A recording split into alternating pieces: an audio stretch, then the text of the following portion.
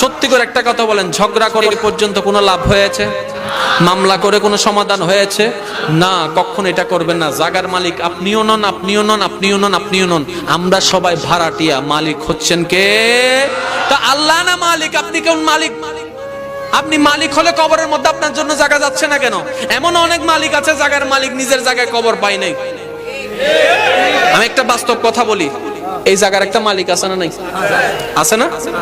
উনি মারা গেলে ওনাকে এখানে কবর দিবে? কেন দিবে না? উনি তো জায়গার মালিক।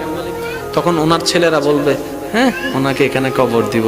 ওনাকে একটা কবর দিলে এখানে আশেপাশে তো ঘর আমরা থাকতে পারবো না, বিল্ডিং সবগুলা নষ্ট হয়ে যাবে, জায়গা নষ্ট হয়ে যাবে, ওইখানে দাও, ওইখানে দাও। তুমি বলে যে আমি কিনলাম, আমাকে এখানে দাও। ক বাবা, তুমি আমার জন্য কিনছো, যে তোমার জন্য কিনো নাই। যাও যাও যাও যাও যাও, এটার নাম দুনিয়া, এটার নাম দুনিয়া। মনে রাখবেন, আপনি যদি আল্লাহর এবং নবীর প্রেমে যদি নিজের জীবনকে সাজাতে পারেন, যেই কবরের মধ্যে আপনাকে সবাই একা রেখে আসবে, সেই কবরে যখন আপনি অন্ধকার কবরে একদম একা হয়ে যাবেন, ভয়ে যখন তরতর করে কাঁপবেন, ডানে বামে কাউকে পাবেন না, সেই দিন আমার আল্লাহর রহমত বলবে, বান্দারে চিন্তা করিস না।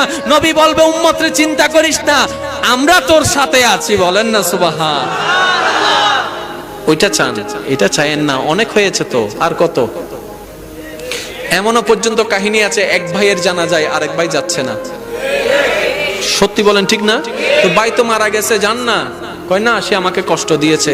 ভাই শুনুন, আপনি কাউকে কষ্ট দিচ্ছেন শুধু এতটুকু নয়, আপনি জানাজার মানুষ হারাই ফেলতেছেন। আল্লাহর ওয়াস্তে আজকে থেকে শুধু পারবেন এই জিনিসটা? নবী বলছেন কি সেটা দেখেন, মান সাকাতা নাজাতা, যে চুপ রইল সে নাজাত পেল। বলেন না সুবহানাল্লাহ। আর একটু জোরে বলেন না সুবহানাল্লাহ। যে অপরাধীকে মাফ করে দেয়, আল্লাহ তাকে মাফ করে দেয়। একটা হাদিস শরীফ মনে পড়ছে, বলবো? বলবো? পিছনের ভাইরা বলেন, বলবো? নবী রাহমাতুল লিল আলামিন হাদিসে ঘোষণা দিচ্ছেন, হাসরের ময়দান হয়ে যাবে, আল্লাহ পাক বিচার কাজ শুরু করবেন। ওইখানে একটা বান্দা আল্লাহর বিচারে যাবে, যাবার সাথে সাথে আল্লাহ পাক কি করবেন? ওই মানুষটা যেখানে দাঁড়াবে তার চতুর্পাশে রহমতের একটা চাদর তুলে দিবেন।